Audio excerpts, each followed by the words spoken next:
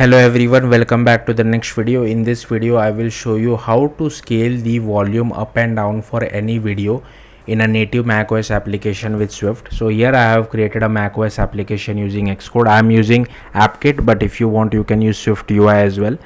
Firstly, you will have to go to sign in and capabilities, and here as you can see inside user selected file this should be read only, and inside downloads folder you should give this read/write permission.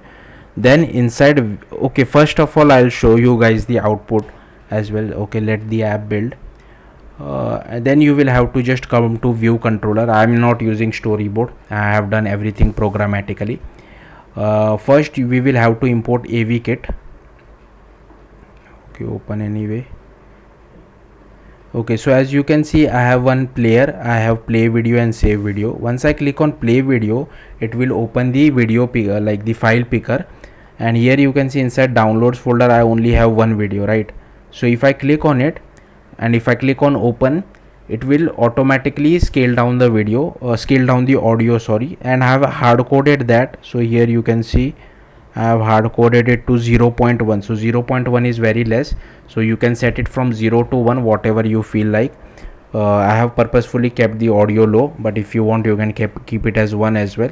So now the when you click on open, if your video is very big it will take a little bit of time, so be patient, otherwise you feel that nothing is happening or the code is not working. So be patient, that's why I have particularly selected a small video.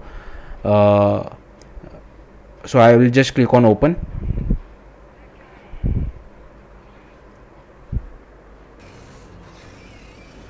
So as I have just muted the video, so as you can see that was done. It's very difficult for me to hear it to you, like to show it to you that the audio was reduced, but trust me on that. And if I click on save video, the transformed video where we have lowered down the volume, that is saved to the downloads folder as you can see over here. Okay, I'll just delete it for now.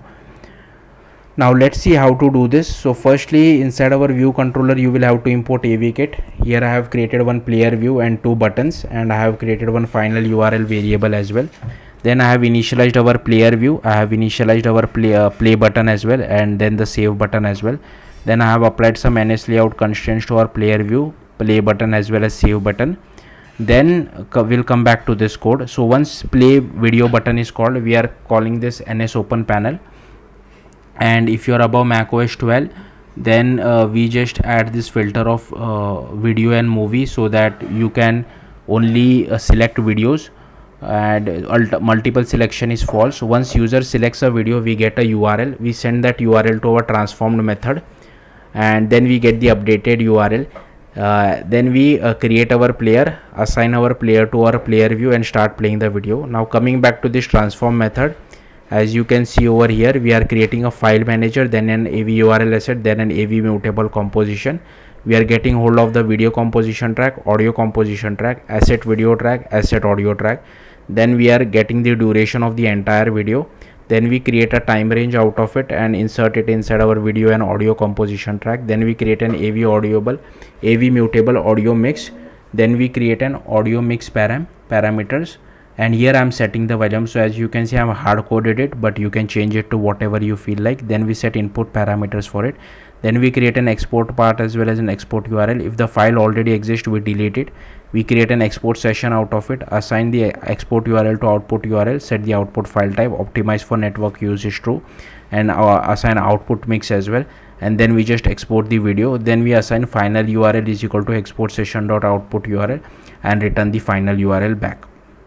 Now coming back to saving the video, so first we are getting hold of our downloads directory, then we are checking if final URL is not equal to empty, and once we have the destination URL, if file does not exist we return back, if file already exists we remove that particular file, and then we move that file from final URL to destination URL, which is our downloads directory.